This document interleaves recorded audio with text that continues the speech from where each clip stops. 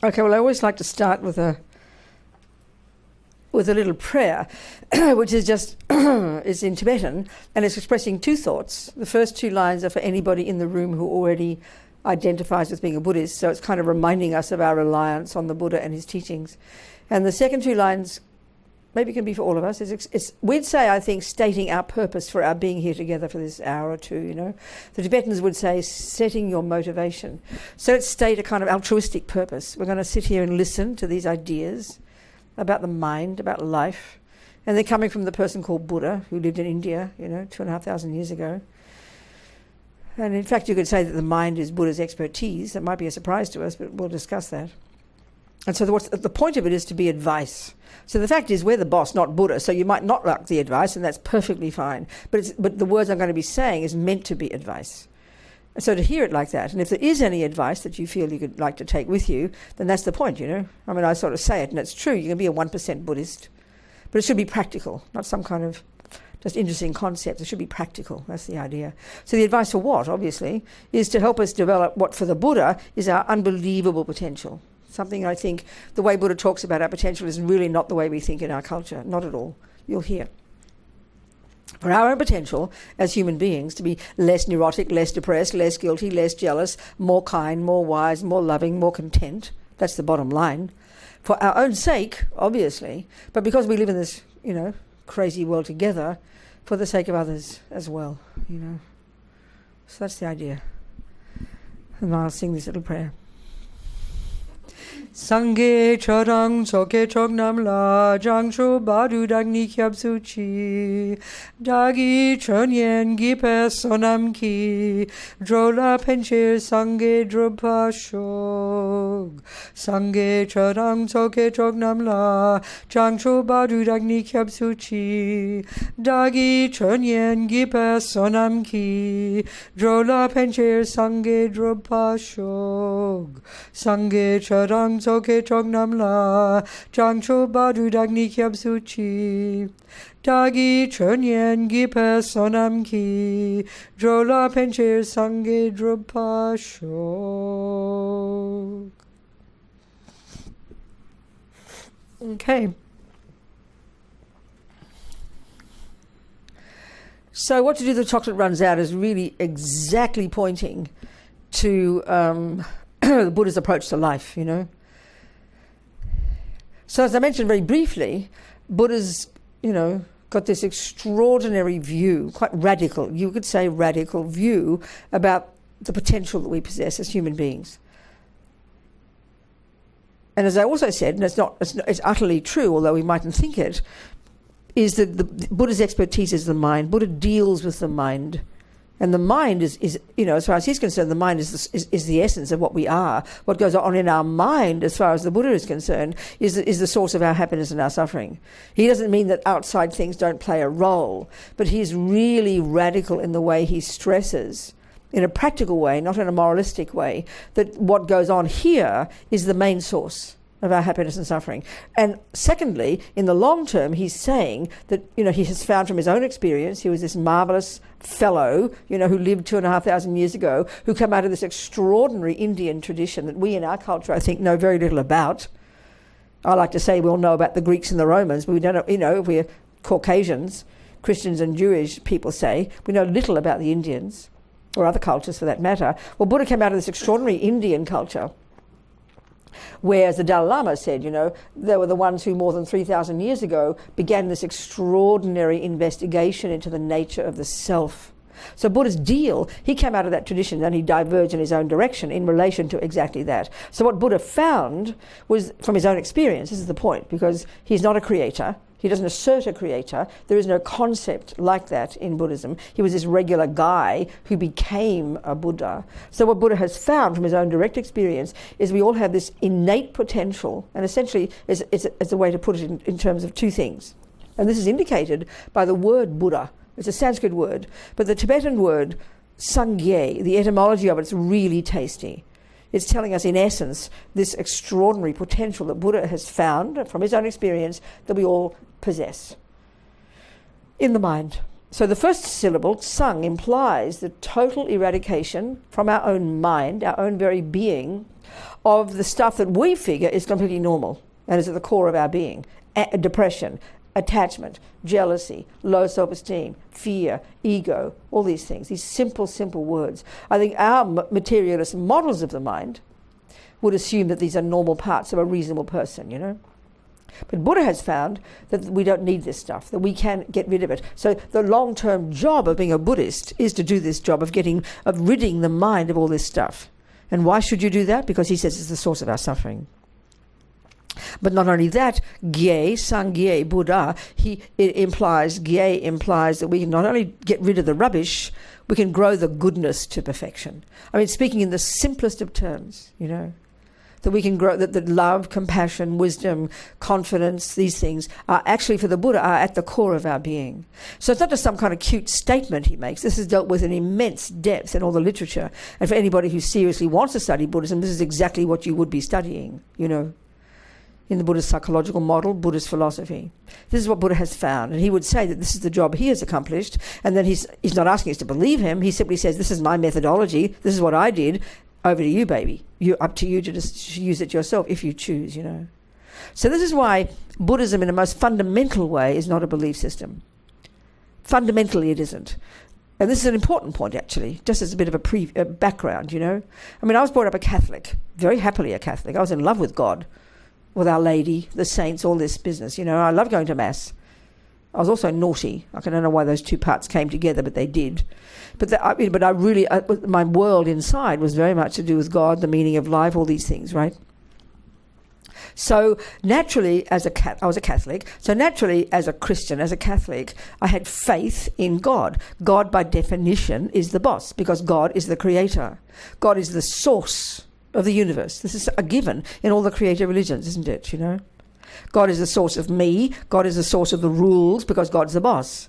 So therefore, naturally, then, you know, as a friend of mine who's a Jesuit priest, I always quote this, I asked him, what by definition is a sin? By definition, he said, a sin is doing what God said not to do.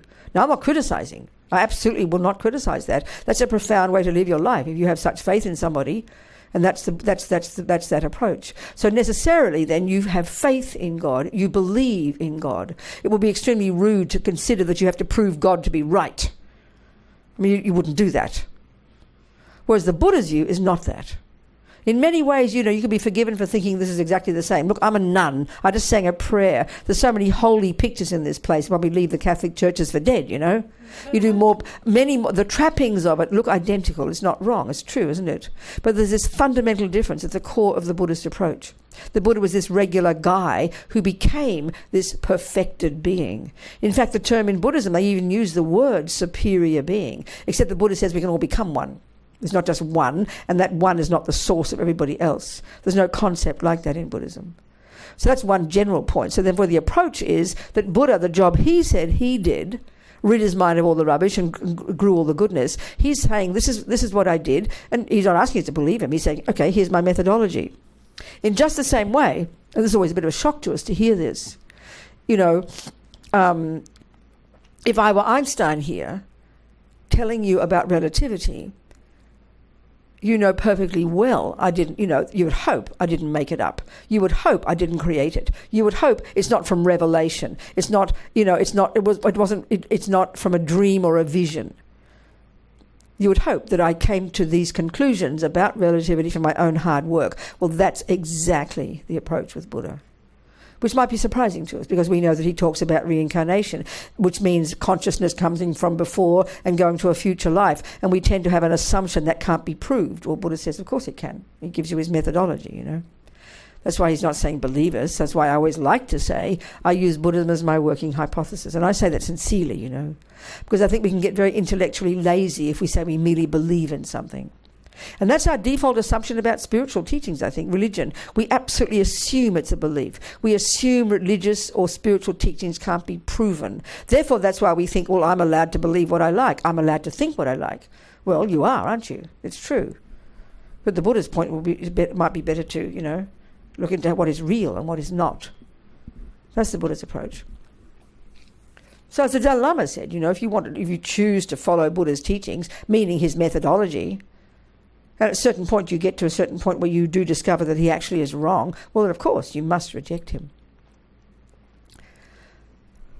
So, okay, Buddha has found from his own experience that this consciousness of ours, this mind of ours, these words are used synonymously in Buddhist psychology, they have this marvellous potential to be rid of all the rubbish, rid of ego and fears and jealousy and attachment and low self-esteem and all the rest that we truly feel in our bones is at the core of our being. And our modern psychological models assert that.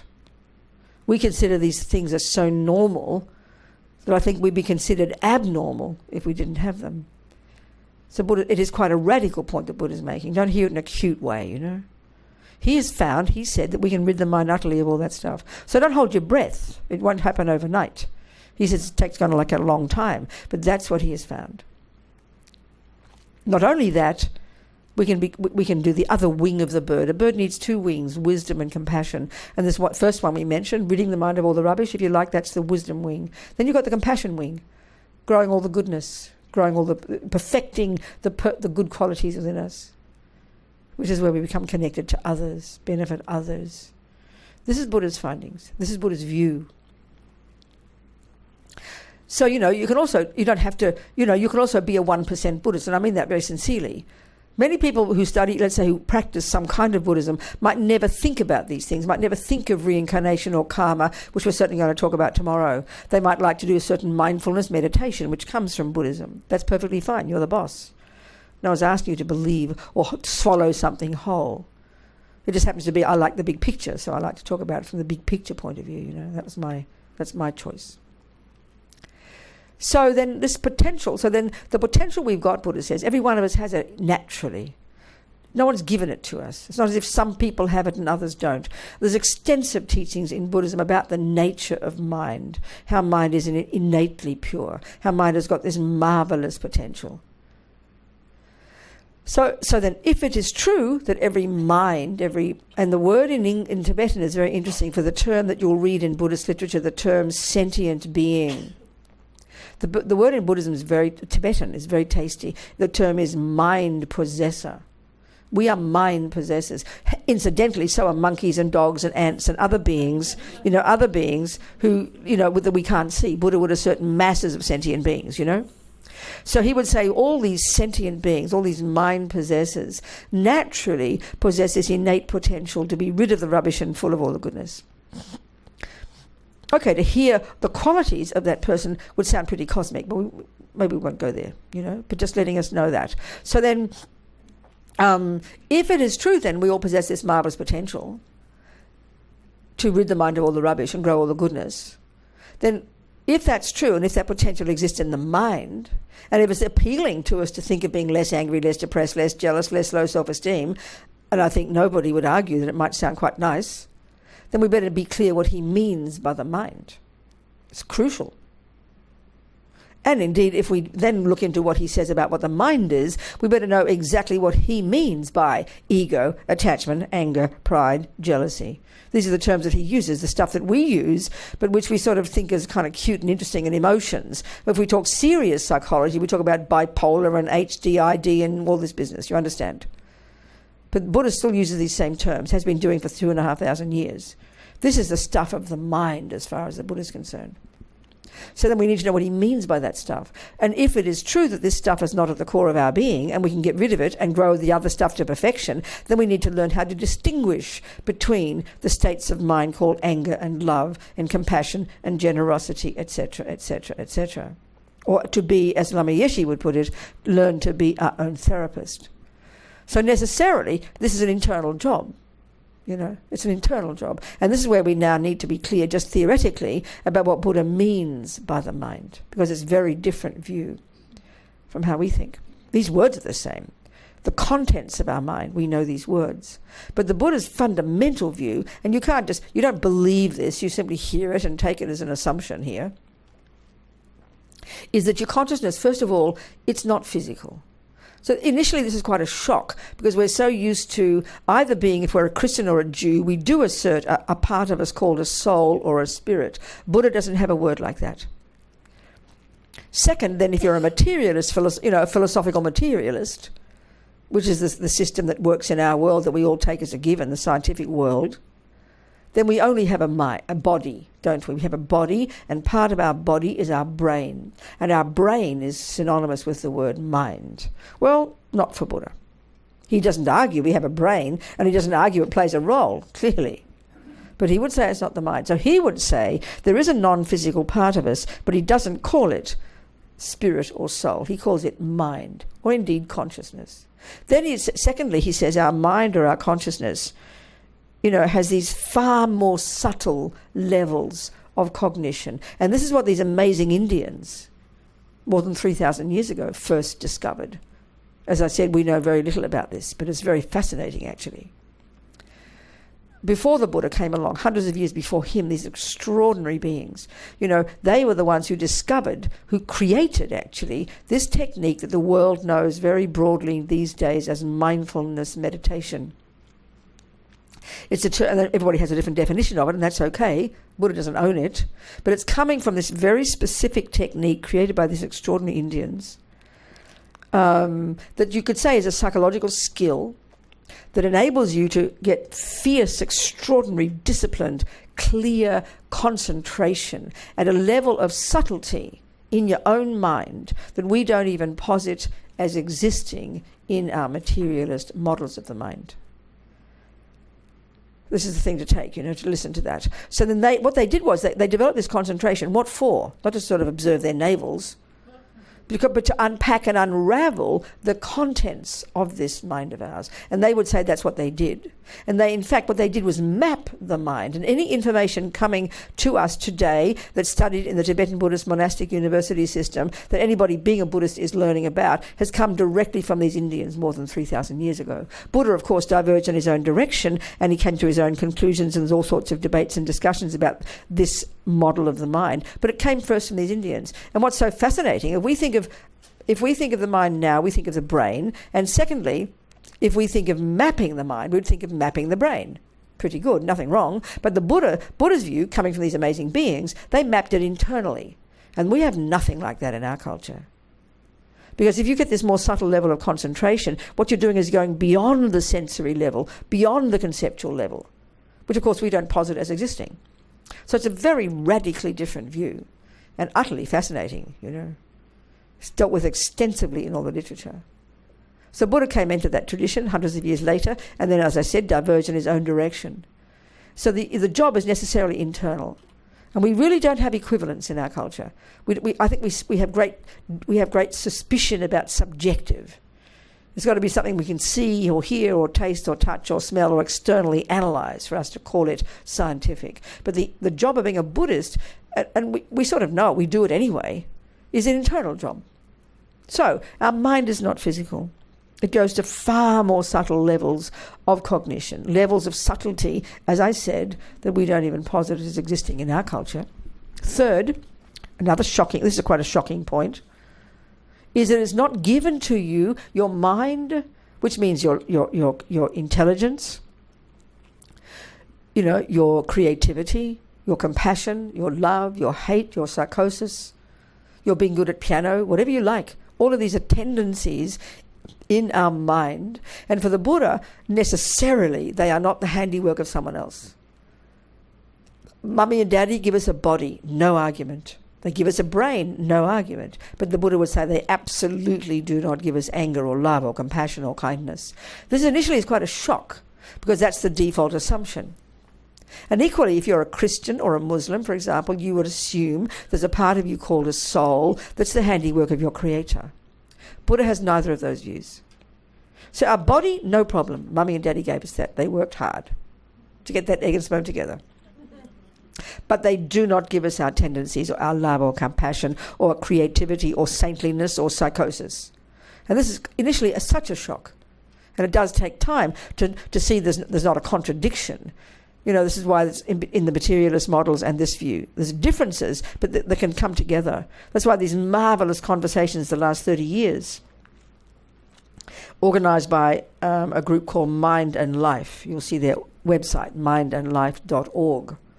more than 30 years, these incredible conferences between the best brains in the West and the best Tibetan Buddhist scholars, including, of course, the Dalai Lama, on these very topics. It's utterly fascinating, the meetings and the conversations they've had, most of which have been published. mindandlife.org. Amazing, actually. So bringing these seemingly opposite views together. And I think many materialist scientists have been utterly fascinated by the Buddhist view coming from the Dalai Lama, which is what's studied in the Tibetan Buddhist monastic university system, quite unknown to us modern Western people, modern scientists. So our mind is not physical. It goes to far more subtle levels. It is not the handiwork of mummy or daddy or a creator. So the obvious question is, then which assumes I did, if we say, because in each of those cases we began in our mother's womb, didn't we? God put the soul there, and mummy and daddy had the egg and sperm come together. So in each case, the assumption is I began in mummy's womb. My source in my mother's case is my grandpa, great-grandpa, back to the monkeys. And if I'm coming from God, that is my source. Buddha has neither of those views. So it's quite a shock initially. He says, we are the creators of ourselves. It sounds a bit of a cosmic joke, For the Buddha's view is your consciousness did not, this package called Robina, this bit of body and this particular consciousness called Robina's, they did indeed come together in my mother's womb. And we began at the time of conception, Buddha says. But what caused the egg and sperm to come together was the entry of my consciousness from before into that egg and sperm. And when I die, that consciousness will continue on after this body. This is an absolute assumption in the Buddhist philosophy. And that, of course, is the prevailing view in Asia hundreds of years before that. It's just the default mode for millions of people on this planet. So, and as I'm saying, in the Buddhist literature, it's dealt with an immense depth. So as a Buddhist then, if you like to say, and as I'm using these words, I take this as my working hypothesis, this view of the mind. Not physical, goes to far more subtle levels, is not the handiwork of mummy, daddy or a creator, but is that I come into this life programmed with my own past, my own tendencies, and I leave this life programmed with what I do in this life. And indeed, plenty of imprints or seeds in my mind from countless past lives, Buddha would say. In other words, reincarnation and karma aren't some kind of hippie trip made up by the hippies in the 1960s. I mean, really, we have such cliched ideas, It's a vastly intricate, extraordinary view of the universe. As I said, it's dealt with in great depth in the Buddhist literature, for anyone who's interested.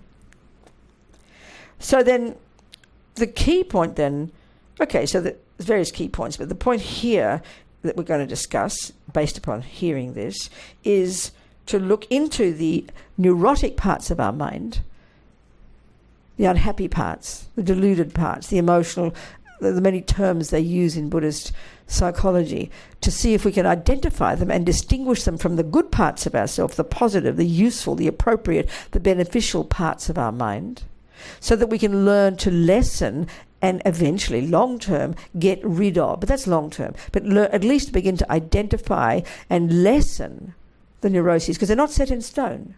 And indeed, then to grow the other parts of ourselves. So we know very well that we can mold our body into any shape we like. We know we can mold our creativity. You can begin knowing zero music and turn into someone like Bach. You can learn astonishing things. You can begin knowing nothing and turn into an architect. You can begin knowing nothing and turn into a scientist. But what Buddha's dealing with is what we would say is our emotional world. That's the stuff of Buddhist psychology. So he is saying we can mold our being, our person, into the most astonishing being. Whereas I think we have a very different set of rules when it comes to this. So we know perfectly well, for example, that if you practice piano every day, you won't be surprised that you can play piano. No one's surprised. You can know very well if you practice cooking every day, you become a good cook. If you practice carpentry every day, you become a good carpenter. We completely get that. But we have no concept of practicing goodness every day and becoming a better, wiser, kinder human being. We think it's kind of pot luck, Well, we don't have any concept, if you're angry or depressed or jealous every day, that you become a more angry, more depressed, more jealous person. And we then get very guilty if we hear that. And then what we tend to do is try and find what are the causes out there that make me this way. So, for example, why are you good at piano, Robina? I would be very happy to respect my mother, who is my teacher, to respect Bach and his music, to respect Mr. Einstein, not Einstein, who made the piano, Steinway, who made the piano. I would be grateful and happy and would thank them for all their good work. But I would be honoured to take responsibility myself for my being good at music because I practiced it. That makes utter sense to us. Why are you angry, Robina? Oh, that's my mother's fault. That's my father's fault. And we tend to think it's got zero to do with me. And so this is really such a minefield for us. We have these very different views about one part of our mind, which we call emotional. The intellectual part, we know we can grow it. We know we can be a complete idiot and know zero about numbers and then eventually turn into a brilliant mathematician. We know we can change our mind radically from knowing nothing about music and filling it with music. But we don't know we can we can be full of anger and depression and misery, and we can become less angry, less depressed, less miserable, more kind, more loving, more wise. We just don't have views like that. But the best we think is we've got to just delve back into the past to see what events occurred that caused me to be this way, and then hopefully maybe take a pill as well. I mean, we do know we can really work on this stuff, but we look for the causes way out there somewhere. But we look right in here for the causes of being a good musician. Why do we keep... if you are good at music, why would you want to start going to a therapist to discover what happened way back when you were a child? What happened to me? When did I first listen to music? What is the cause of why I'm good at music? Who cares when you first heard music? You just know it's inside you and you're happy to grow it. But we somehow feel we have to look for the causes of the anger, and because it's too painful for us to take responsibility for it. We're honoured to own our marvellous potential for music. Or indeed we're honoured and accept that we will own our tone deafness. We won't sort of go back into the past and look at what Mummy did to make me tone deaf and then sue her. We'll sort of accept, But we have this different set of rules. It's very fascinating when it comes to our emotions. And that's the stuff that Buddha deals with. So the Buddha's got the view then, in the same way that you'll have a tendency to be good at music, you have a tendency to be angry. I mean... no, it's okay. Join the club here. A tendency to be kind. A tendency to be compassionate. A tendency to be depressed. We've all got these. But just like a tendency to be good at music, it doesn't come out of nowhere and it doesn't just grow itself. It's a tendency in you, and then you have to know what to do with it. Well, that's Buddha's expertise, I would suggest. Doesn't mean you have to like his views. So we can learn to know intimately our own mind, our own emotions, and unpack and unravel them. But the first step is to have that confidence that that's possible. If we're completely convinced that my boyfriend is the cause of my jealousy, which of course is what we do assume, and our therapists, with forgiveness, with respect to all of us, our models of the mind assert that. So we're very convinced that, what was it that happened in the past that caused Robina to be jealous? And we would think that because we began in our mother's womb. And we would think that because we believe our mother and father made us. So of course we have to look back to Mummy and Daddy because they're the source of me. We don't, Buddha says, no, you look into your own mind. And he says we came into this life programmed with whatever's there now. And where from? Having done them or thought them before. That they're my tendencies. Which is pretty powerful because we have all this guilt, then we immediately assume that means, oh, you mean it's my fault. Buddha doesn't talk like that. There's tendencies in the mind, So one of the key things for a Buddhist then is this sense that even if you take it as your hypothesis that you come from before, fully programmed, Buddha would say, into this life at the first time, at the first moment of conception. So that our job is to identify what's in here. The source is my habit of having done it before. That's cool. But I then need to unpack and unravel all this because I can change it. And that's the revelation, That's the liberation. Whereas if we're completely convinced it was something back then, we've got to find it and then sort of blame it somehow. So Buddha's not saying bad things don't happen. Oh my God, look at this universe. appalling things happen to sentient beings every day. And this is where it's hard to hear, because we hear it in the model of blame, you know. So anyway, let's look then a bit at the details of these neurotic states of mind, these painful states of mind that Buddha says if we could begin to recognize them, they would break our heart. We would realize that they're breaking our hearts, and we would only want to change. It's not a question of guilt. It's a question of having compassion for ourselves. So the Buddha's way of seeing the mind is quite a simple way of presenting all the thousands of states of mind that we can hear are coursing through us all day.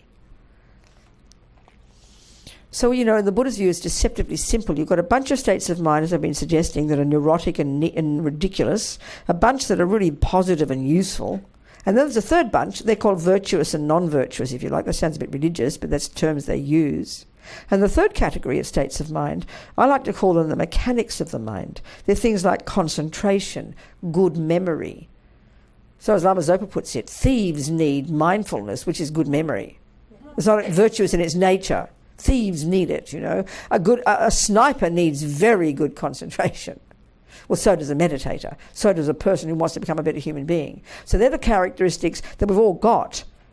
But the other ones, the ones we really need to learn to understand and to distinguish between, are the neurotic ones and the useful ones. And the trouble is now they're mixed together like a big soup. And we can't tell one bit from another. First problem. Second problem, unfortunately, we only notice our emotions when they come to the surface and they affect us physically.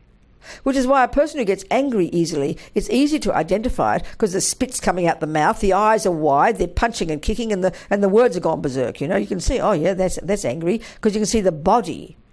A person who gets depressed, you don't know you're depressed until you can't get out of bed one morning, because it's harder to see the physical evidence of it. And because we're so caught up in our body, we think of our emotions actually as physical, don't we? And we know it's true. When you're jealous, it's a physical feeling. When you're angry, it's vividly physical. When you're jealous, it's like you can't describe the pain. But the Buddha's really clear point is this, that those emotions are just the tip of the iceberg. They're the physical expression of what is in our mind way deep down. And don't hear that as cosmic. We know ourselves, don't we, that there's like 1,000 thoughts a second raging on in our head. We know that. Look when you can't get to sleep one night. You think your mind's gone berserk. You know, those thoughts are happening all the time anyway. It's just that we're so busy with the external world, we literally don't pay attention. It's not as if suddenly your thoughts are more berserk than normal. It's just that you can't get to sleep and you're stuck with them. Because you're in the dark, you know, your eyes are closed and you're trying to go to sleep. Nothing else is distracting you, which is the normal world. The visual objects, your hubby, the kids, the house, the car. We're usually so caught up with those, we literally don't pay attention to what is anyway going on in our head all the time. And that's the expertise that Buddha says we ought to cultivate. The ability to go more deeply internally, and don't hear it as cosmic, I promise you. It's a clear, rigorous, disciplined job we need to learn to do. In other words, we can see now, isn't it, that from the second we wake up in the morning until the second we go to sleep, it's obvious life, as far as we are concerned, is out there by definition. So that's where all our attention goes. From the second we wake up, what are we seeing, hearing, tasting, touching and smelling? The external world. And our life is full of that. And we are busy navigating the external world. So we only pay attention to this when it comes violently to the surface. When extremely unhappy things happen or very delicious things happen, then we start to notice we're feeling something. You know, one of the things that one of our teachers, Lama Zopa, said, and it sounds quite shocking, he said the vast majority of all human beings have absolutely no idea that what goes on in their mind, and Tibetan's point here, which is interesting, that what goes on in our mind plays any role at all in our lives. In other words, we're so addicted to the outside. Naturally, we're all like it. That's what we only pay attention to. So we know stuff is going on in here in relation to that stuff. But we tend to think that stuff is the main cause of the incidental fact that I have feelings. The Buddha says it's like the opposite, which is pretty shocking to hear. That what goes on in here, Buddha says, is what informs the way that we experience what goes on out there. Literally the opposite. We truly believe we're this victim who didn't ask to get born, got plonked on this earth, and then things happen to us all day. Good things, we like them, and bad things, and we don't like them. And we don't know why. There's no logic to it all. We just think it's all random. This is our view. This is the materialist view. I'm not being rude. Christians have a view that it's God's plan, and if you are a good Muslim or a good Christian, and if you really have faith in God, you'll have a happy life. You know there's a plan, but it's not your business to know the plan. You have faith in God, that he's got it in his pocket, and he's taking care of things. And I'm serious now. I'm not being sarcastic. I think that's an astonishing way to live your life. I have great admiration for it. I'm sorry, my cushion. I have great admiration for that view. If people live in genuine faith of a creator, I think it's incredible. It'll make your life peaceful. I remember reading, you read all these stories. A Muslim mummy and daddy whose daughter was killed in one of those Asian airlines that in Malaysia a few years ago that went down, How do you feel about the death of your daughter? She belongs to God. He has taken her back. We are peaceful. I would never be cynical about that. I would never dare criticize people's views. For me, if whatever you think causes you to be peaceful, wow, please keep thinking it. Incredible. As for whether it's true, that's another discussion. I'd never dare criticize anybody's views about the world. And I think on this planet, all over the centuries, there's amazing human beings looking into the meaning of life. How dare we materialists, and we're so arrogant in our modern culture, criticize people for believing in a creator, I mean, some of my friends, such wonderful human beings, so compassionate, materialists, but they are genuinely speechless when they think, how can an intelligent person believe in a creator? I would never say that. I think so many humans over the centuries have come up with incredible views about the world. I have great respect for anybody who, as the Tibetans would put it, do more than eat, sleep and go to the toilet. Okay? How could you dare criticize, So anyway, the materialist view, I'm not being sarcastic or anything. I'm not trying to, be against psychiatry like Tom Cruise or anything. I'm just simply saying the materialist model doesn't have an explanation for why Hitler, why this, why war, why violence. We're still looking at it, and that's marvellous. Science is looking into these things. Great respect. The Buddha's got another completely different view. Very articulate. It's up to each individual to look into these things. So the Buddha's view is karma. We maybe not go there today, certainly the weekend. So then, okay, let's look into the mind then in more detail. If what goes on in our mind is the main source of our happiness and suffering, then we better learn to understand it. Because he says we can change it. It's not set in stone. We can have control. We have the power, he's saying. So it's easy to say that when things are going nicely. But the real test, isn't it, is when things aren't going nicely. And on this planet, things do not go nicely.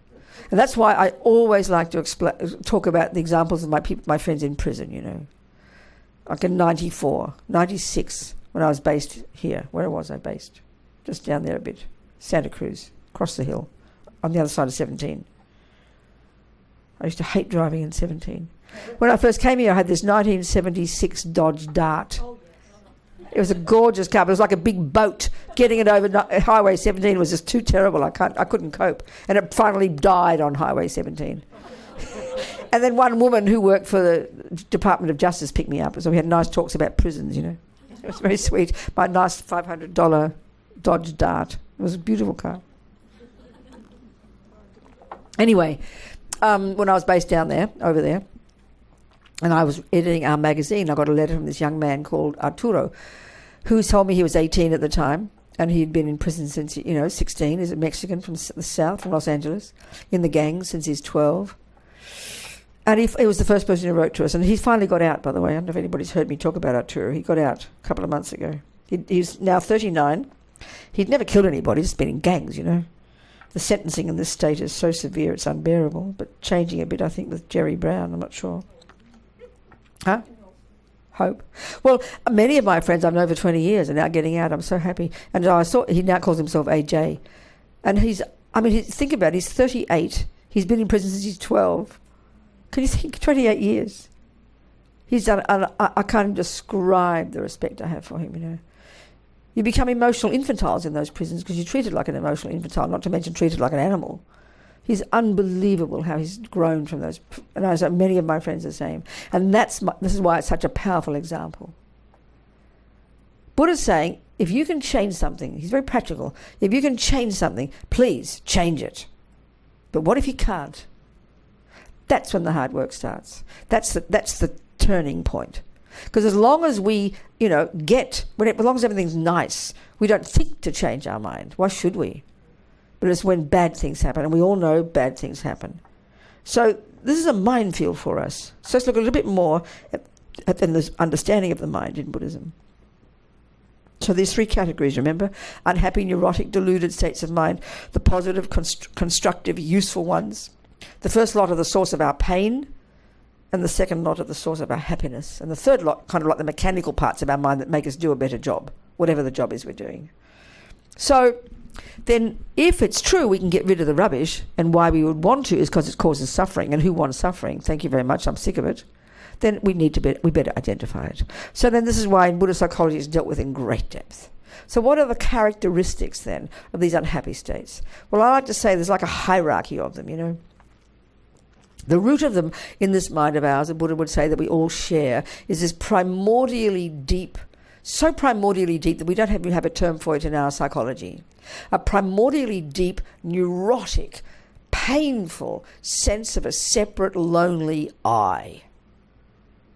On the basis of that, then this effectively the main cause of our day-to-day suffering that Buddha would call simply attachment. This cute, simple word, deceptively simple. And this is the main one. And this is about the chocolate when it runs out. This runs the show, Buddha says. Effectively, in daily life, this is the source of our suffering. So on the face of it, hearing the word attachment is the source of your suffering is a shocking concept to us, only because our definition of the word attachment in our culture, and that's perfectly fine, nobody owns the word, is very different. So you can't hear our definition of it if you want to understand Buddha. It'll make you very depressed. What he means by attachment is not what we mean. We mean it virtually synonymous with being close to somebody. She's very attached to her family. That's a good quality. We mean it like that. Nothing wrong. But not what the Buddha is saying is absolutely not that. It's this deeply neurotic, primordially deep, the main voice of this ego. They call it the root one they call ego grasping.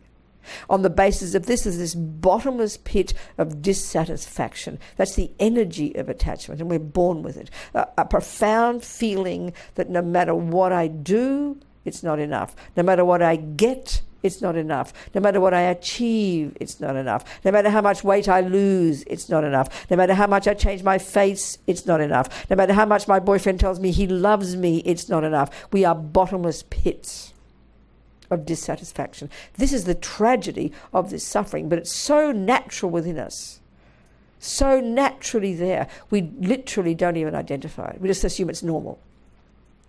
That's the energy of attachment.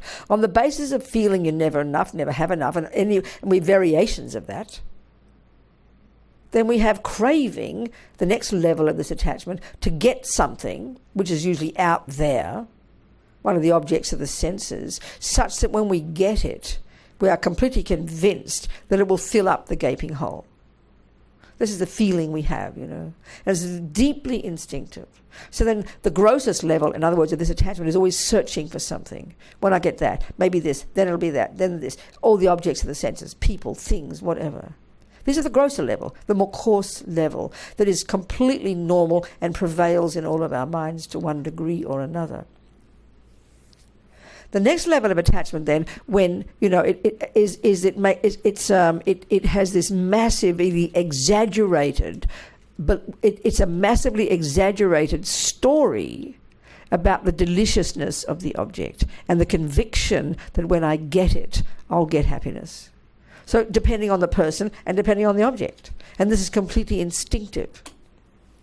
Then there's the nest aspect of it, which is the manipulating to get it. And then the expectation, I'll get it. And then the expectation, I'll get the happiness that I'm convinced will come. And then the possessiveness of it as mine. And then, of course, eventually when the bubble bursts, which it must because it's all a rotten lie, the devastation and despair or anger when the happiness that we expected doesn't come or runs out. Something like that. That's all attachment. So then almost we could say, to really begin to understand Buddhist psychology, we have to understand attachment and aversion. These simple concepts. But this is so profound. It goes so deep inside us.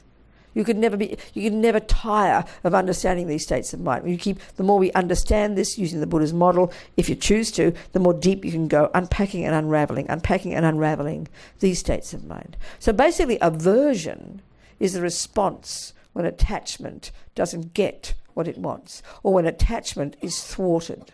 So attachment really, in essence, is like a junkie in us. It is frantic every millisecond to get either what I want every second, or you could say it, to get the nice things. Attachment can only bear the nice things. And it's completely normal. The universe is like it. Join the club here. It's not morally wrong or none of these things. It's how we all are. And all what Buddha's saying is it's so instinctive that we can't possibly comprehend it until we've gone deeply inside to gradually unpack and unravel and to listen to the stories, the conceptual stories that inform the emotions that this state of mind, manifests as in us, And then the other rubbish, like jealousy, arrogance, low self-esteem, they all kind of come up from these two. They sort of come from this, So it sounds so absurd to say that you could understand yourself profoundly and well psychologically by understanding attachment and aversion. It sounds hilarious, But this is the Buddha's view, and it's very fascinating. So then, attachment, then, is this junkie in us, is the best way to put it, that's frantic to get what I want every second, which means frantic to get the nice things, which of course means the nice things according to me. And the millisecond it doesn't get it, which is 1,000 times a day, people, we get upset, annoyed, irritated, frustrated, or stressed, or anxious. They're all variations of thwarted attachment. And it happens 1,000 times a day. Now, our problem is, I always make, example, when you're washing the dishes and you drop the cup. Most of us in this room, I think, would get annoyed, wouldn't we? Get upset, get angry, wouldn't you? You just could have beat yourself up for breaking the cup. You don't say, oh, wonderful, I just broke a cup. You've internalized mummy, you're feeling guilty, you hope nobody saw you do it. You're thinking I'm a naughty person, you get angry with yourself, you get annoyed, irritated, frustrated, upset, right? Do you agree? But we wouldn't go to your therapist. Oh, I just broke a cup today. She'd tell you to shut up and go home, You get my point here? But that's an example of thwarted attachment. Because why? Because attachment only wants things to be perfect. We can't cope with anything that isn't perfect. We can't cope with anything that isn't exactly what I want every second. And what I want every second is everything to be perfect. Unbroken cups and beautiful traffic and perfect boyfriends and delicious food and best body and best feelings and best sights and smells and tastes and touches and loveliest people and beautifulest praise. We only want that. I'm not being sarcastic. Attachment is hungry. Attachment is like emotional hunger for that. And then, of course, the more we hunger for it, the more we're devastated when it doesn't come. This is life. We're so shocked by it. So then, of course, if we have a fantasy about that boy and that thing and that 2.5 houses and 1.5 children, whatever, and I'm not being sarcastic, that will be the fantasy we will create, that'll give me happiness. We believe it totally. I'll go to India, I'll have a holiday and a retreat, I'll be happy. We have this, because attachment, one thing it does is always look into the future, always think, if only this and maybe that, and look forward to this and project it, and it's always delicious. Like all our mothers taught us, grass is always greener in the other side, isn't it? We know these marvellous statements, That's attachment talking. It's so subtle, so pervasive, so constant, and we would think so normal, and it is normal insofar as we've all got it. But all Buddha is saying is it's a series of nonsense stories that we're so addicted to And it takes a long time to unpack and unravel. And we can't even think of the alternative. What would I be like if I didn't have that? We can't conceive of that. Well, what we'd be like would be content, fulfilled, joyful. No matter whether you're in prison and someone thinks you're some, monster Mexican gangster and thinks you're an animal. And believe me, some of the people I met in prison think that about the prisoners. They're animals, You've grown so together in yourself. Like my friend AJ, I'm not trying to make him God or holy. He's living this garbage dump since he's 12. You either go mad or you grow yourself. There's no other option. The food is like beyond belief. The company isn't the best. You can say you've got pretty horrible company sometimes. The noise is like being in a rock concert all day. You're treated like the lowest. You're far more low than homeless people if you're in a prison because you're dangerous and evil as well. You can't conceive of it, And many of the people I know in prison do go mad. So to say that a person came out of that after 28 years as a young boy and he's grown into a wise human being, we love to hear stories like that, but we ought to really hear it. It's astonishing what he must have done. He wasn't just born like that. He worked at it. By recognising he couldn't change those shitty prisons. He couldn't stop the people from hating him. He couldn't stop the wars from happening and the racism and the rest of it there. But he changed his mind. So from this point of view, Buddha's so simple and practical, I tell you. He's not being moralistic. He's not saying, you're supposed to change yourself, accept suffering. No, none of that. He's being practical. All he says is, hey people, we can change our thoughts. If you can change it, if you can stop the racism, if you can get out of prison, hey baby, do it. But what if you can't? That's the one. That's the point, He's being practical, not moralistic. And it is profound when we hear it. But it is the hardest job we'll ever do. Because we're all junkies. We all want the nice things. And that includes people loving us. That includes being praised. That includes not being, abused by somebody. That's reasonable. To not want that. The Buddha is saying it's possible to be happy, to be stable, to be content, to be fulfilled within that. That sounds kind of intense, because our view is, anyway, it's intense thinking this. And it's practical. It's for our own benefit. It's not moralistic. It's for our own benefit. He says, yeah, life's garbage, Sure. He's got his views about why. We'll go into this tomorrow. That's up to us. All he's saying is, hey, honeys, you can change your minds, babies. You can become a happy human being. I'm so sorry, my ridiculous cushion. Don't worry about it. Don't worry. Keeping my tootsies cozy. I just feel a bit sort of like exposing my feet to everybody. Seems a bit like naked or something. So listen, I think about time you better ask me questions, okay? I just said a few words. Now it's your turn to ask questions. Come on.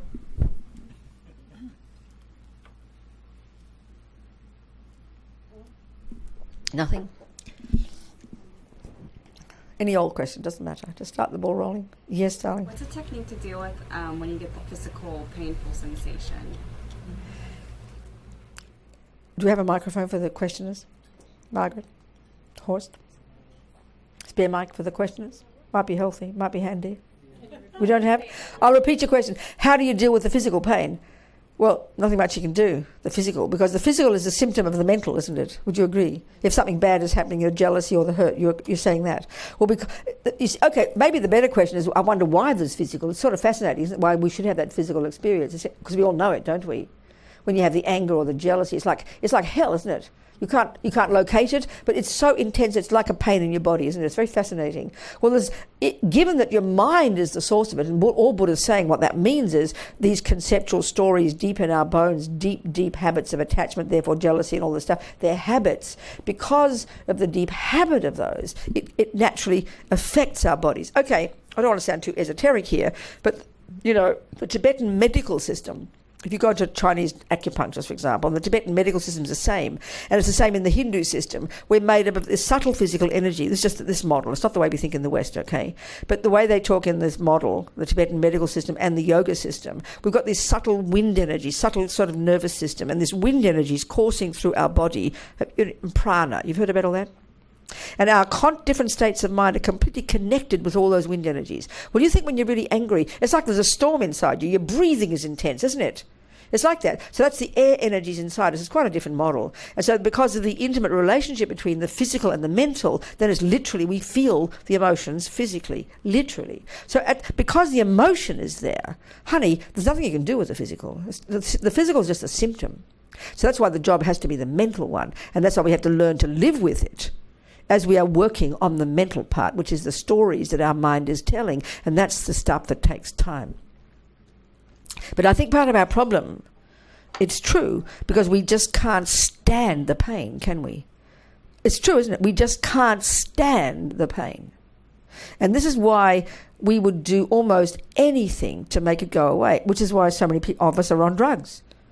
Because we can't stand the pain. We don't know where it comes from. We don't know how to explain it.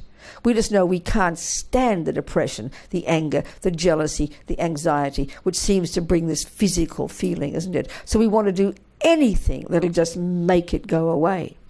So we take drugs for a while, but we can see they bring other problems. I mean, look at all the suffering these days, all those, what do you call them? What is it? What's the word? That one. I mean, it's monstrous, isn't it? It's unbearable. So this is where you can't, in a sense, we can't escape from our own mind. It sounds kind of cruel. But if we have the courage, the Buddhist approach is, if we have the courage to know that this stuff inside us is not set in stone, that it is my mind, they are my thoughts, they are my emotions, and I can learn to comprehend and unpack and unravel them. At least if you feel confident you've got a technique, then you're prepared to work with it. In other words, let's say you're 50 pounds overweight and you feel really sick and exhausted and you can't walk because you're feeling physically, I'm not being anything, I'm just saying, it's physically a very painful experience. But if you just, let's just say you didn't think there's any method to lose weight, then of course you'd be despairing, wouldn't you? You just want to make it all go away, you want to kill yourself. But if you know there's a method, the first day you start on your new diet, even though you're the same weight as yesterday, you feel confident, don't you? Because you're working on the method. You see my point here? Then you can learn to live with it with confidence because you can imagine you're working on it, you've got methods. So I think with the mind, we don't think in our culture there are any methods except a pill. With respect to us. Including, there is therapy, and there are wonderful therapists around, and people do an amazing job helping with therapy. But the pain is so intense, isn't it?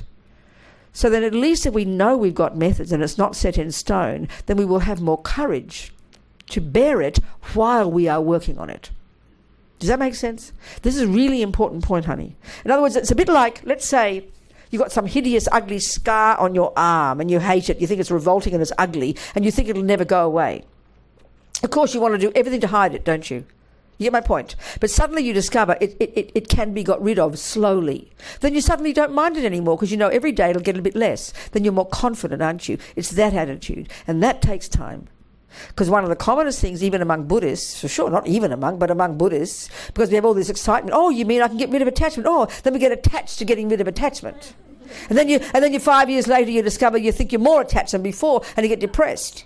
But no, you're not. One of the signs of success, they say, in the Buddhist techniques of this single point of concentration, in all the literature, they say one of the signs of success in the beginning of the development of this concentration is that you think at the first of the 9 stages, that's described in terms of 9 stages.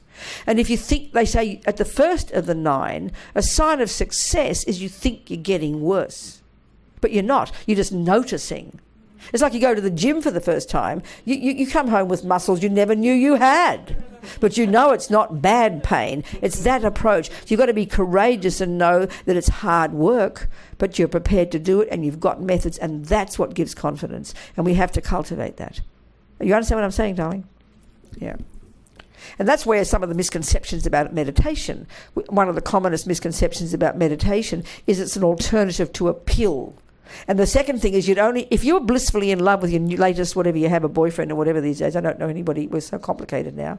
Let's say you like boys. Let's say you're in love with your new boyfriend. And then someone says, why don't you learn to meditate? You go, what's wrong? What's your problem? I'm happy. Why should I meditate? Because we have an assumption that meditation is only for sick people, miserable people. Do you understand? Well, Buddha says, hey, babies, it's a technique we all should learn because we all need to understand our mind. It's a practical skill. But we think it's an alternative to a pill, or we think it's going to make all the pain go away, or all the thoughts go away. I mean, it's really misconception. It's a method to actually help you unpack and unravel and know your mind even more than we do now, which is why we think we're getting worse. You're not. You're just learning to know your mind. So we've got to have courage to do this. There's a friend of mine who's a therapist and also a Buddhist, and if you don't like rude words, close your ears. She said it's like having your hands in your own shit. And it's literally true.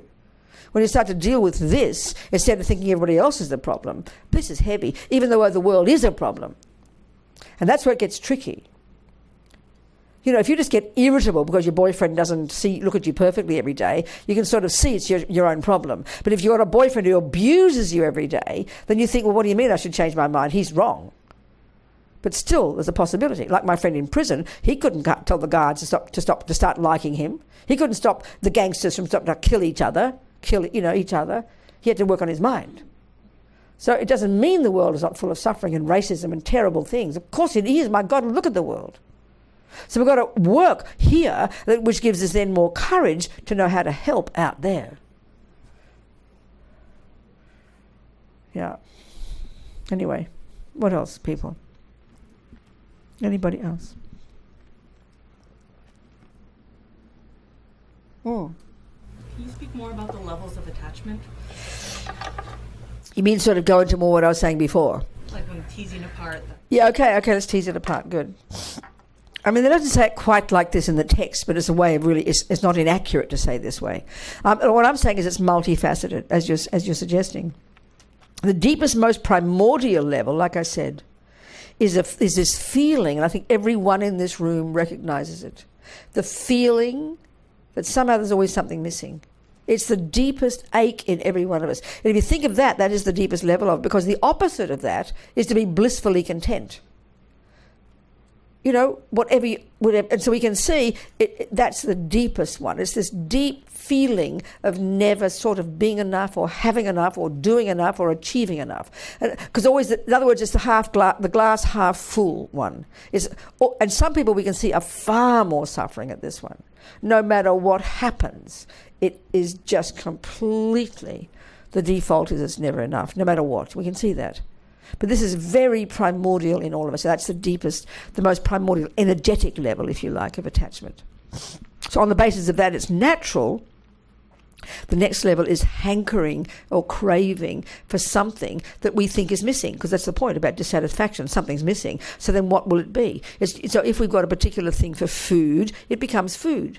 Now, and then, of course, you think one of the signs of attachment to, if it's, let's say, food, and I think food for most of us, it's rare to, I think, meet a person who's not attached to food. And one of the signs of attachment, this is hilarious, is that you think about it all the time. Do you understand? So if you're really obsessed with your new boyfriend, I mean, your mind is oneness with him 24 hours a day, isn't it? It will be inconceivable not to think of him all the time. That's the perfect sign of attachment. Because it's like he's there, you know. And the thought of not thinking about him every second. So we're really attached to food, or really attached to cigarettes, or really attached to heroin, or whatever the object might be, because attachment is attachment is attachment. It's a question of the object and the person. Do you understand? So then it's thinking about it all the time, hankering after it. And then, of course, manipulating to get it. You're not going to sit there and just think about it. You're going to try and get it. Do you understand? You make a beeline for it. And then, you know, then and once, okay, like little simple example. I always use a silly example of chocolate cake, you know. You're sitting there going, oh, what's missing? And, oh, what'll I have, you know? You're desperately looking for something to excite you, isn't it? So you think, oh, chocolate cake, and sort of the light bulb goes on. And then from there on, the process starts. You stand up and you make a beeline for the chocolate cake. And you think of your mind all the way to the chocolate cake. Now the excitement has started because you've thought of an object and now you're anticipating it. And that's the excitement of anticipation, I think, is better than the having, quite frankly. You think about our minds, you know. See, all this anticipation. Well, look at the anticipation of the new boyfriend. He's going to come at 8 o'clock to pick you up. I mean, look at the days and days of complete obsessive fantasies. And the anticipating, the building up almost to hysteria. Do you understand? All that's the next level, the excitement mode of it, which seems delicious. That's the delicious part. The part of attachment that's like a nightmare is the dissatisfaction. That's hideous. All we want to do is fill up the gaping hole. So then we grab onto the object and then, oh, that'll do it. So if it's the boyfriend, it takes longer than to be disappointed than it does for the chocolate cake. But it's the same process. It's the dissatisfaction, the emotional hunger for something, the thinking of finding something, the manipulating to get it, the anticipating of getting it, and then you get it, and then the And then like with the chocolate cake, what happens is this. You put up this massive story. It's 1,000,000 miles an hour in the head. So excited. You get the cake. And, of course, you got to now get in the right place. And this is the hole it goes. Not this one, is it? You don't sort of forget. Start putting the cake in your ear. You know this is the right place for it. You put it in and it meets the tongue. And, of course, it's truly delicious, isn't it? Especially if your stomach's empty. It's delicious. You can't believe how delicious it is. So before you know it, you've not finished that mouthful. Another one goes in. We know that because you want to replicate the deliciousness. But the real point is this. You want to replicate the deliciousness because you're waiting for satisfaction. You're waiting for the pain of dissatisfaction to go away. You're waiting for satisfaction. And when it's food, we confuse that with a full stomach. I remember one time watching one of those television programs about people, overweight people or obese or people, unusual human beings with attachment. Like one girl, this is a very classic example. This is a classic example. This little girl, she was like little. I mean, a woman. She was little. She was baby, little. But she had, I'm not joking, you'll laugh, but she had breasts out to here. She was 100% all day completely obsessed with her breasts. They were like 50Z. And I'm not joking, because every time she got an enhancement, she go to Mexico, nobody would do them anymore for her. She was like in constant agony, but she only thought all day about her breasts. The moment she had another enhancement, it wasn't enough. She had to have a bigger one. It's like a cliched view of dissatisfaction. And I mean, it's a comedy because it seems so absurd, because it is. But that's how we all are, depending on whether it's a cake or a person or whatever it might be. And it's pervasive in all of us. So it was like you'd laugh at her. She was always in agony because this insane, absurd breasts, But she called them her friends. That's all she thought about. Her entire life was her breasts. Now, it sounds funny, but look at all of us. What do we think about? It's always something, isn't it? Another person, your baby, your poodle, your body, your food. Look at us. Look at us with our bodies. I mean, I'm a fat old nun. I'll be dead soon. I mean, I hear my point. I'm not being sarcastic. But of course I think about my body all the time. I eat too much. My belly gets full. I'm thinking, I'm getting fat again. And I look in the mirror. I see these double chins, I realise I'm 73 nearly. I think, God almighty, You can't, I mean, it's like I'm a Buddhist. I couldn't care less about my silly old body. It's completely spontaneous. It's automatic. Are we communicating here? Yeah. Because we're upset, and our bodies are the one. I mean, it's our bodies, the feeding the body, looking after the body, the heating the body, the cooling the body, the clothing the body, the fixing the body, the smoothing of it, the fixing it. I mean, look at us. This is called attachment. We just think it's normal.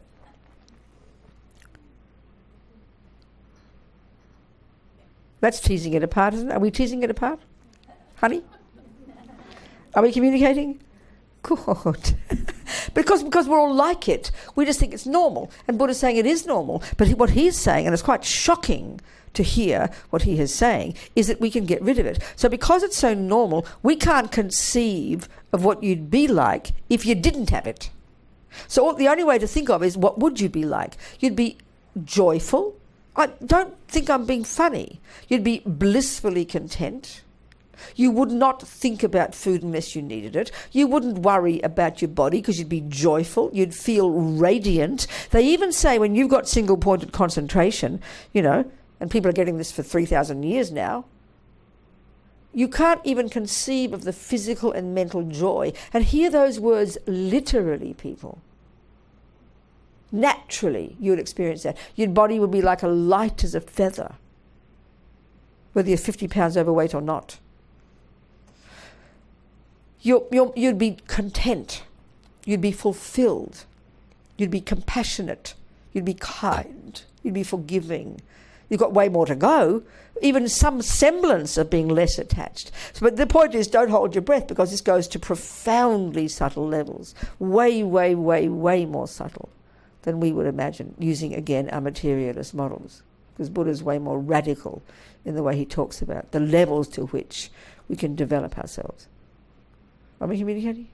So the really big key thing, though, is when we understand that aversion is the response when attachment doesn't get what it wants, or is when it's thwarted.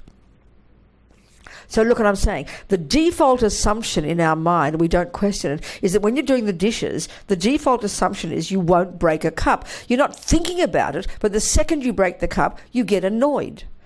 The second you hear the sound, it's too loud, you get upset. The second your boyfriend doesn't look at you perfectly, you get hurt.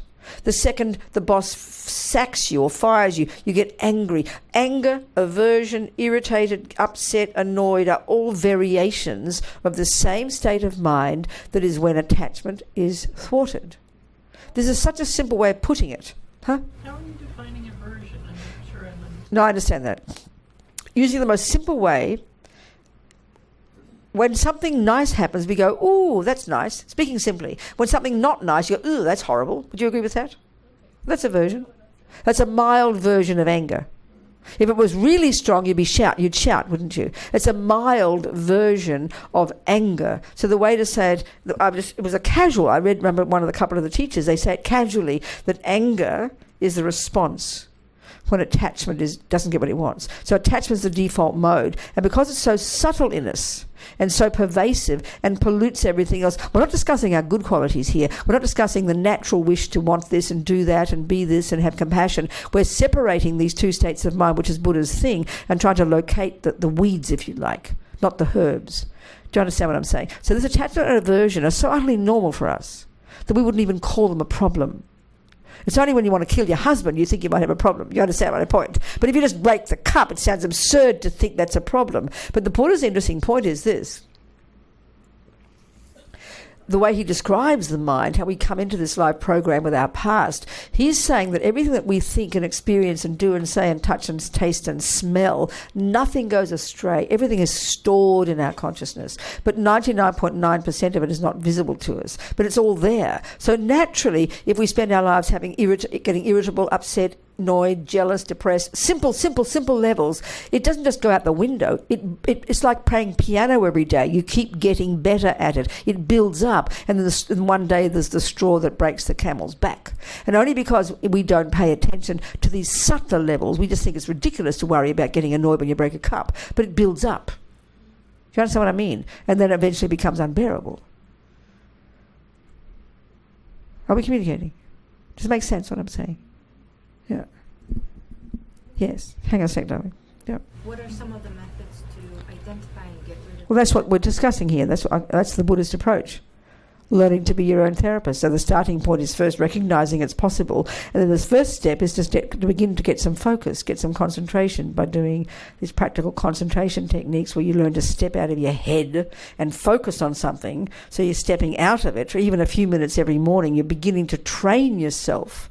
Like normally we're like this, with what goes on. Do you understand? But if we're going to step back, so even for 3 or 4 minutes every morning, I'm not kidding, to start to develop this focus where you purposely don't just blindly follow whatever's arising and you attempt to focus on one thing, which is why the breath, the Buddha taught, to start to focus on this simple thing that occurs at your nostrils, So it's not a magic technique. It's not as if it itself will bring anything, but it's a training to focus.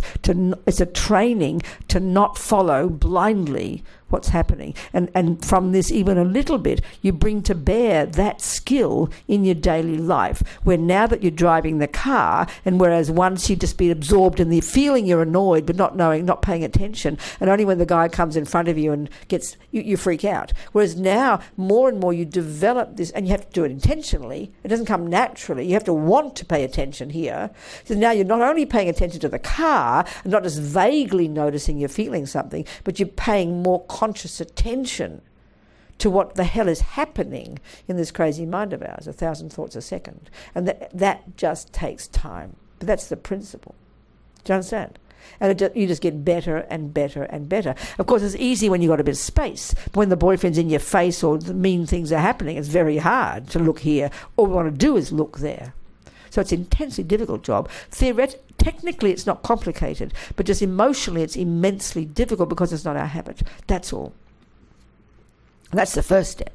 Then to know how to unravel and unpack and listen to these stories and begin to sort of be our own therapist, if you like. Do you understand, darling? Just a second, sweetheart. Yes.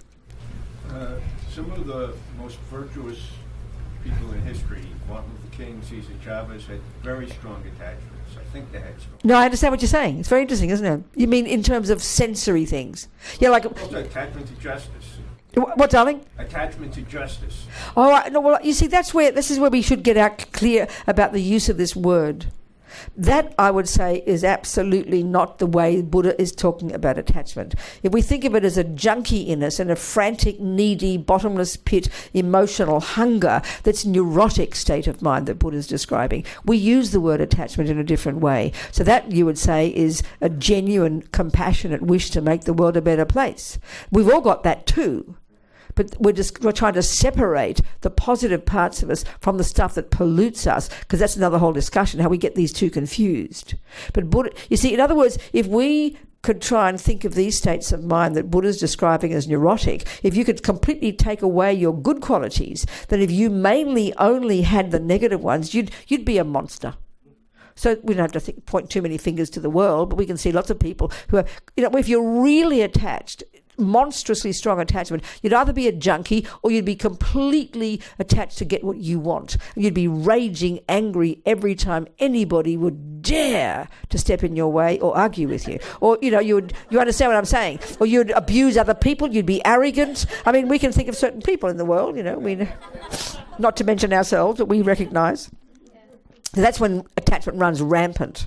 It's either at the sensory level, you just become a complete alcoholic or a junkie and you destroy yourself, or you're full of pride and aggression and you harm others as well because of it. We can see the world. Oh my goodness. Do you understand? Because that's what attached to getting what you want, more than drugs and sex and power. Getting what you want, getting your way. That's a powerful attachment. Do you understand my point? Yes. What's your point? I think that happens with people trying to do justice organization. Yes. Also get overly attached and then burn out because it... Yeah, that's right, precisely. Or we all fight with each other. I know when I was an old radical lefty, and you start doing you're also noble, and then in the end you all fight with each other more than the enemy. So that everywhere you turn, I mean, I can see that in I know when I was living in London working for the Soledad Brothers, this group that supported George Jackson and the Soledad Brothers. You remember them and the Black Panthers and everything? I mean, I know I'm white, but it was a group that supported. And all the black groups fighting, and all the feminist groups fighting, and all the lefty groups, and their main enemy, they'd all kill each other. The Taoists the Maoists would hate the Trotskyites, and the Trotskyites would hate the Stalinists, and the Stalinists would hate the Leninists. I mean, it became insane. Completely forgot about the capitalists and the white racists, It's like ridiculous, and that's because of attachment. So we can get all very noble, but we start getting attached, you lose the plot completely. You just destroy everything you do. There's no benefit. In the end, it's just destruction. It's internal combustion, It's like a nightmare. Almost every political movement happens like that. What was coming up for me, that I'm aware because I'm involved in that stuff and it's constant. But what's coming up for me is that the person in the mirror I'm seeing is much older than the one I imagine I am, and that's right. Always like that. It's always like that. And now I'm dealing with like the stuff of arthritis and that. That's right. Exactly. And I have my suffering is there's normal suffering of having these issues. That's right. But I have unnecessary suffering in resenting it happening. No, that's ridiculous. You got to give it up, baby. I'm sorry. There's no point in resenting. I mean, it's like we've got to be realistic. It's like being resentful because a 1922 car starts to have problems. I'm sorry, darling. It's just the way life is, and that's where we give extra trouble to ourselves. It's bad enough being fat and old, baby, but to get miserable as well is ridiculous. You've got to just learn to enjoy being arthritic and old, okay? Or try and, do something. Do something about it, yeah. We've got to be realistic, and that's what attachment lives in a fantasy world. We all know attachment can't stand reality because it's always hankering after something that's not there. That's its tragedy, That's exactly right, darling. And we are our own worst enemy, as my mother used to say, It's ridiculous, I know. Somebody had their hand up. Margaret. Oh, yes. No, there's an online question. Oh, good. Go on, darling. From Jody Ellis. Yeah. She asks, sometimes I feel behind for not going to formal classes. How much is formal study key and in which area? Well, if Margaret starts putting more classes online, you won't need to come, sweetie pie. You can listen, relax in bed with your cigarette and your popcorn. And chocolate. So, no, listen. It's... Okay. This gets right down to what does it mean to be a Buddhist then, isn't it? You have to decide. You can be a 1% Buddhist. You can like the Buddha. For example, you can think Buddha's a nice person and you have a picture on your wall and that's enough. That's up to you. You can then do a little bit more. You can like watch your breath every 5 minutes if you like. If you can, or you can learn to take on a bit more and read a bit of Buddha and says he's a nice guy. It's up to us individually to take it on. You know, Jody, not just assume, this is the attachment, always assuming you should be doing more. Maybe we've got to be content with what you're doing, Jody, and then be realistic and think if there is something more you'd like to do, then you make a decision to do it. Because we love to beat ourselves up and it feels like it's sort of by admitting that we're lazy, we think it sort of makes it better or something. So if you think you're being lazy, Jody, then stop being lazy and come to the teachings. But if you don't think it's necessary, then be happy with just whatever you do. Got to be content. So that it depends on what you want. I mean, you know, I like the big picture point of view, so I've got to speak this stuff, so I better know what I'm talking about. It means I've got to read books and read it, otherwise I'll be in trouble.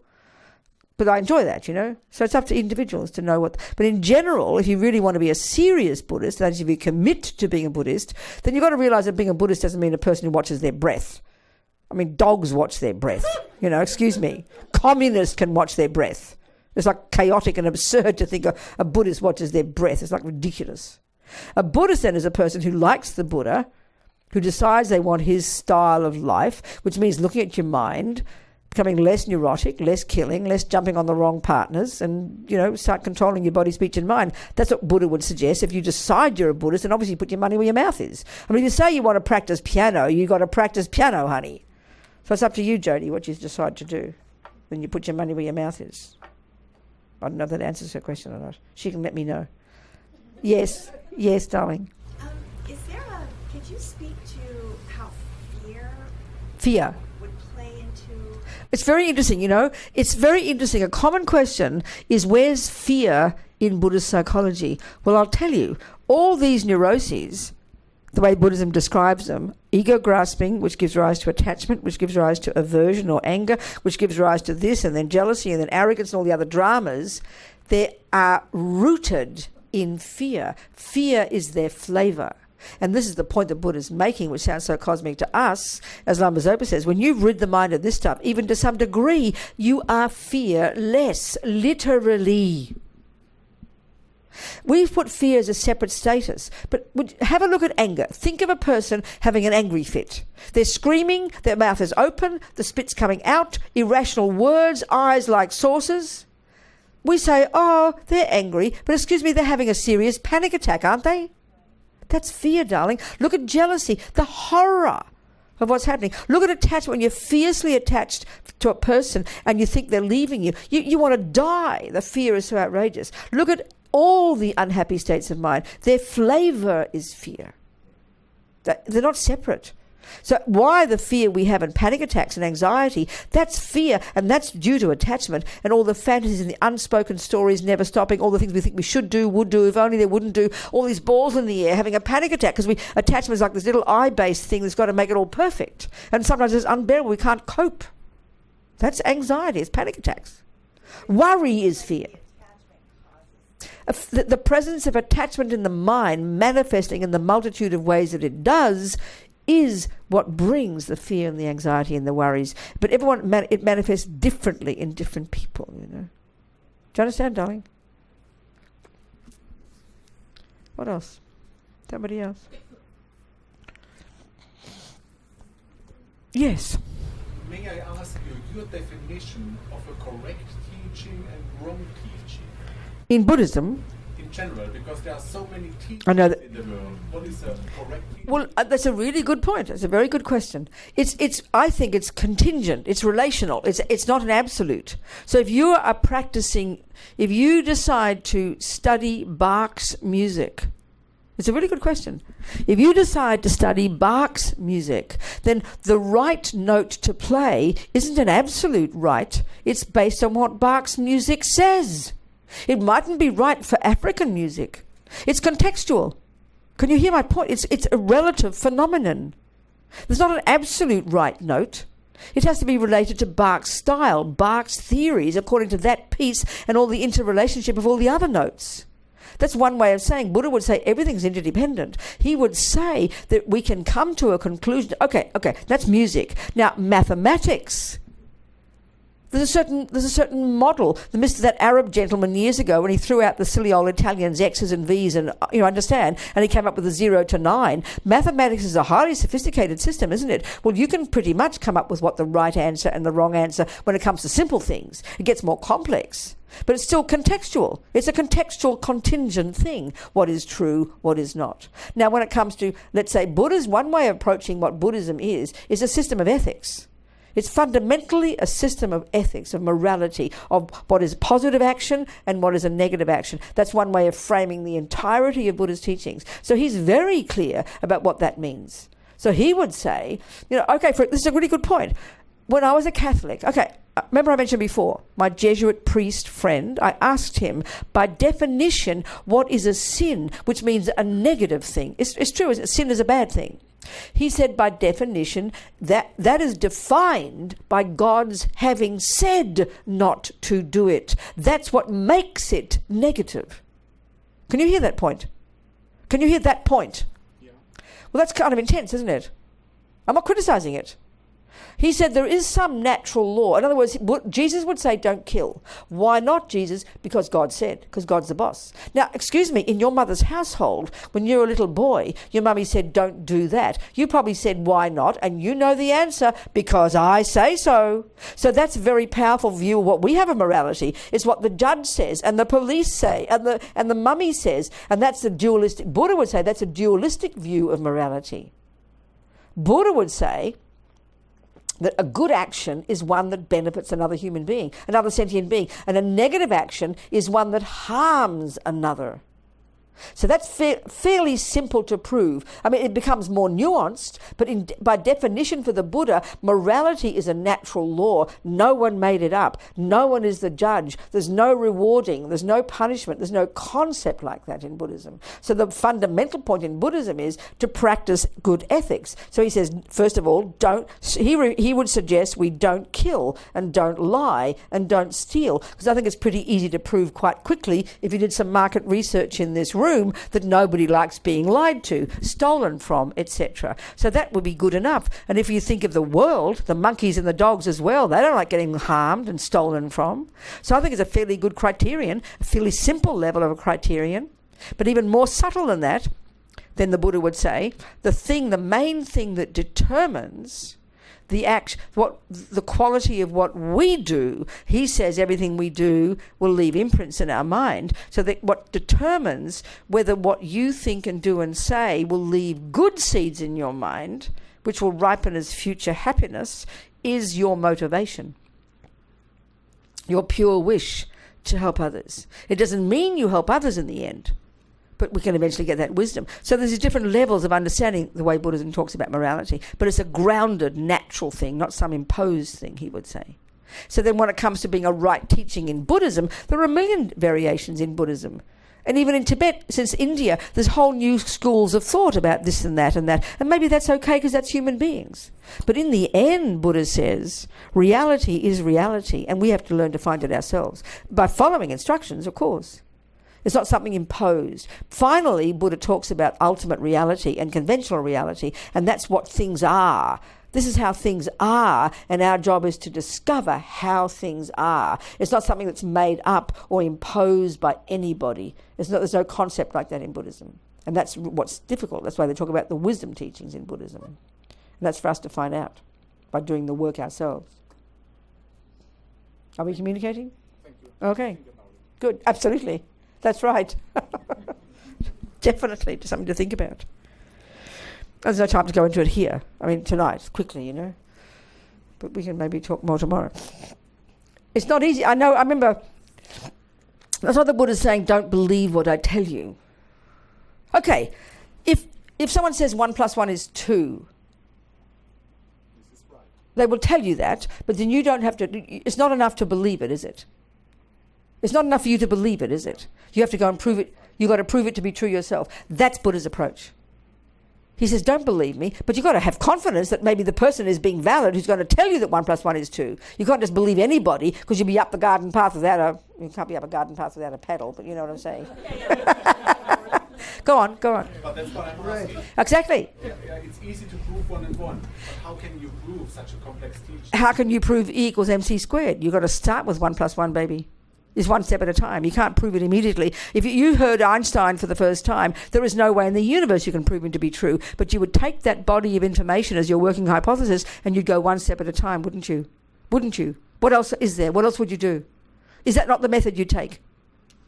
Answer me, is that the method you would take? If you've never even learned about 1 plus 1 is 2 and you hear Einstein tell you about relativity and you're excited, well, first don't waste your life believing him. Go check that there might be other valid people, and then you're prepared to study for years and years, and you go, what you're doing when you study it is you're heading towards relativity, but you're going one step at a time. And each step of the way you tick the box. Well, he said it would be that. He said 3 and 3 is 6, or so far so good, and you keep getting more complex and get to algebra and physics. You get my point? And each step of the way. What I'd like to avoid is that I spend my entire life Yeah, the wrong way. you got to check. No, okay, put it this way. No, it's a good... I hear your point exactly. I hear it exactly. But if you think about it, we don't have a choice. That's why the Christian one or the Jewish one, I'm not being rude. You check first and you have complete faith. And there's power in that faith, they say. The Buddha says, no, you've got to find it yourself. But not just on your own. You've got to rely on people who've done the work first. So you've got to use your noggin. There's no choice. There's no choice, honey. You don't waste your time. Put it this way. If you realize a mathematician is a good mathematician and you discover 47 other people all agree, that gives you confidence that that's valid. Then you follow, but then you're going to start to diverge as they get more advanced, aren't they? And then you're going to get more complex. But once you get to that point, you've got to then check whom you're going to follow now. But in the end, you've got to prove it yourself. And you can't say, well, until I've proven that relativity is true, I won't try to prove it. Because that's what you're saying. You're absolutely right. Yes. But if I have bad luck, I will be 80. You won't have bad luck. You use your intelligence. 80 and I will find out, okay, that was...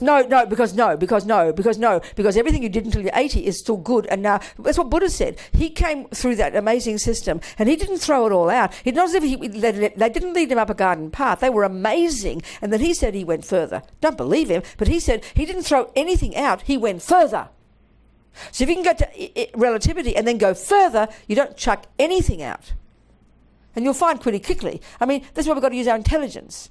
We don't have another choice. I hear your point exactly. But all you can do is go each step of the way. And if you prove that 1 plus 1 is 2, you're happy so far. You can't chuck that out. You've got to prove it each step, honey. You don't wait 40 years and prove nothing. You can't just be 40 years and prove nothing. You've got to prove something. So I can tell you, I have proven so far that Buddha is right, that anger causes me suffering. I can prove that. I'm happy with that even if I get no further. I'm not going to throw that out, but I'll go as far as he takes me, and I'm prepared for him to be wrong. But so far, so good. He's not just sitting there waiting for the truth to come. You're proving it as you go. You're experiencing it as you go. That's why we've got to check.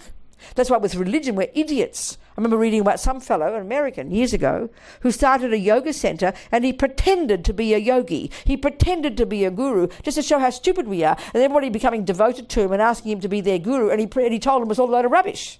Because we'll believe anything anyone tells us when it comes to spiritual. We are ridiculous. Because we don't think you're supposed to prove it.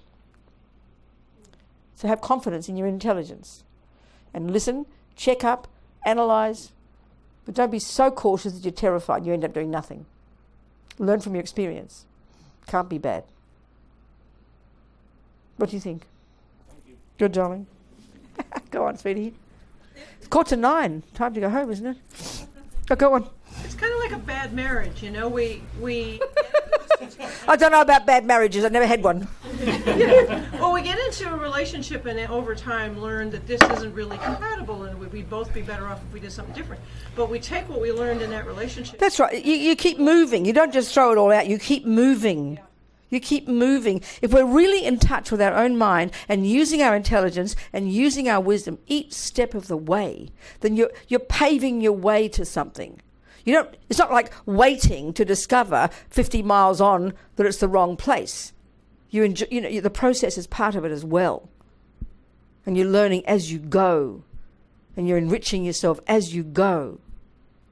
Do you understand? Yeah. I really think so. Time to finish? Yes, sweetheart. Another question. Yes. It's from Nicholas. Who? Nicholas. Balthazar. Hello, Nicholas. Oh, that's Nicholas. Got the same name as Tara. Is he related to Tara in New York? Never mind. Go on. Okay. Jody says thank you, by the way. Oh, good pleasure, Jody. I'm happy.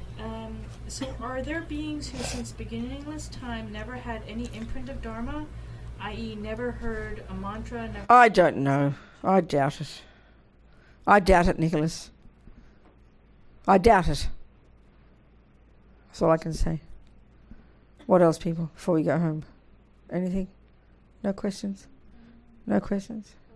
No questions? You two ladies? Any information here that's useful? Or a load of rubbish? It's all right if it's a load of rubbish. What, darling?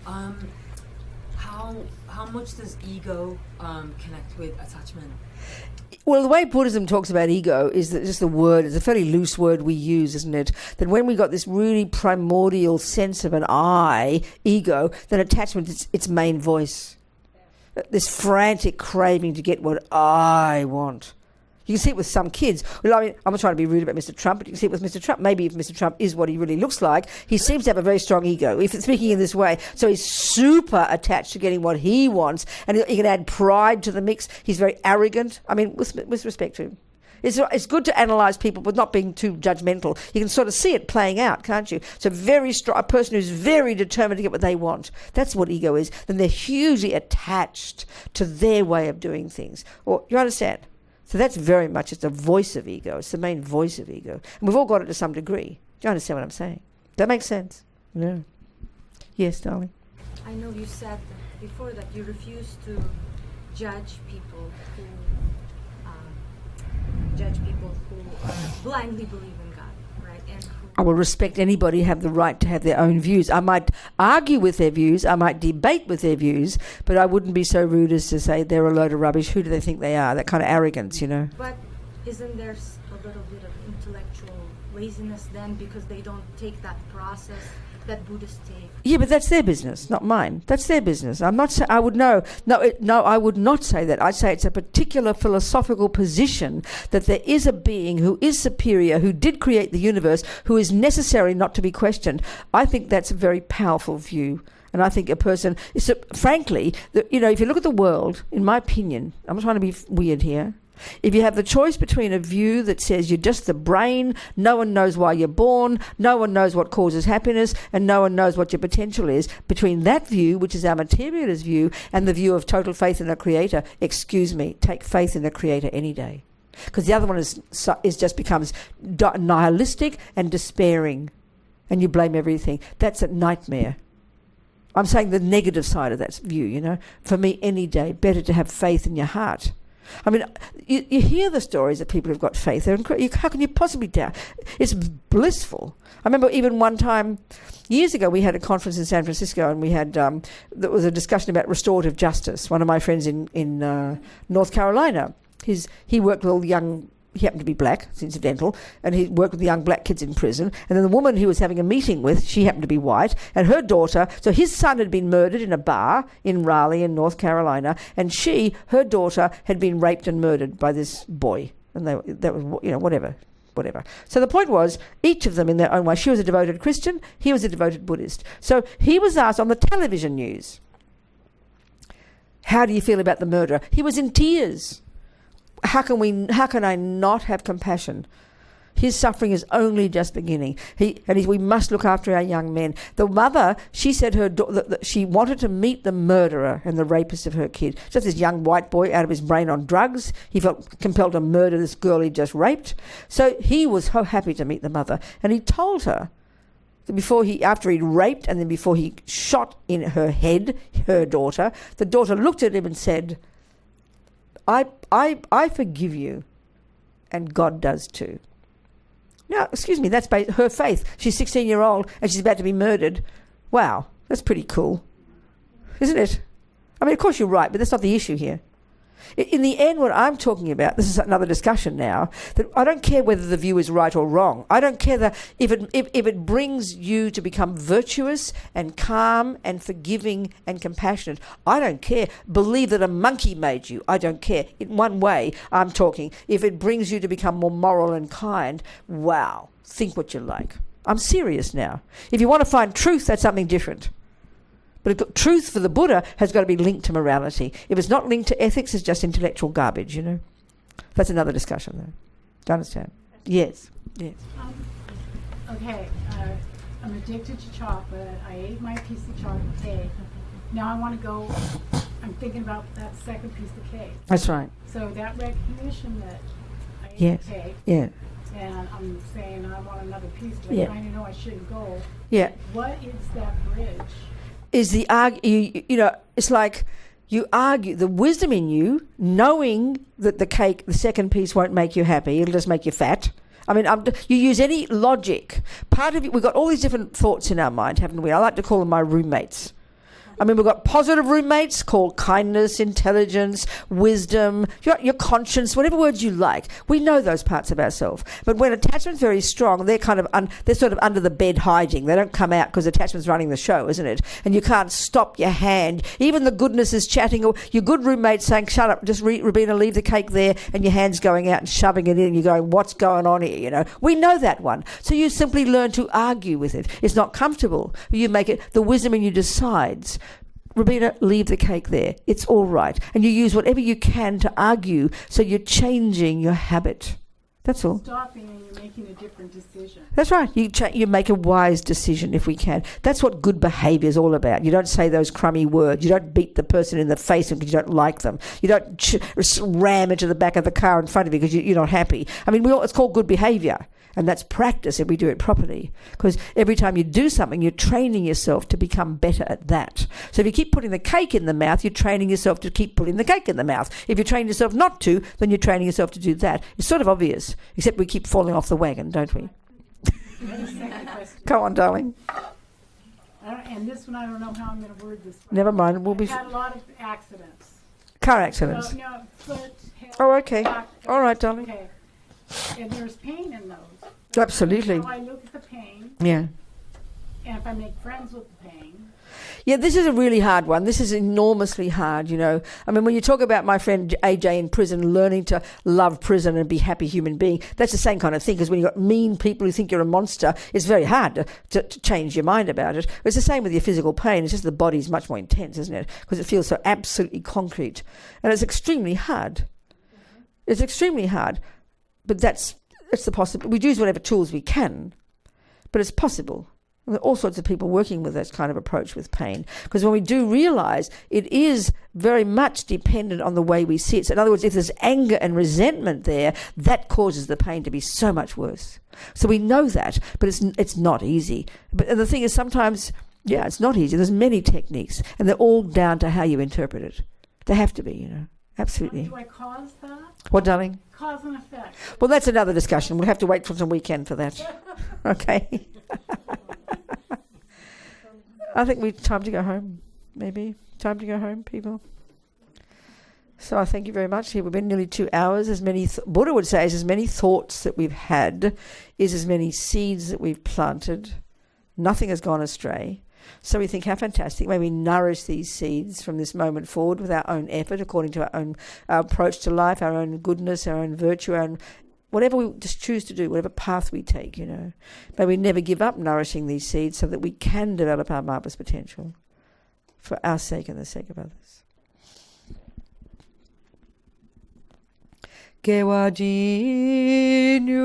dudag Lama sange drub gyune drowa chikyang malupa jei sala gopasho Jang chub sem chog rinpoche, ma kie panam ke gyuchig, kie panyam pa me pa yang, gong ne gong du pa ba sho.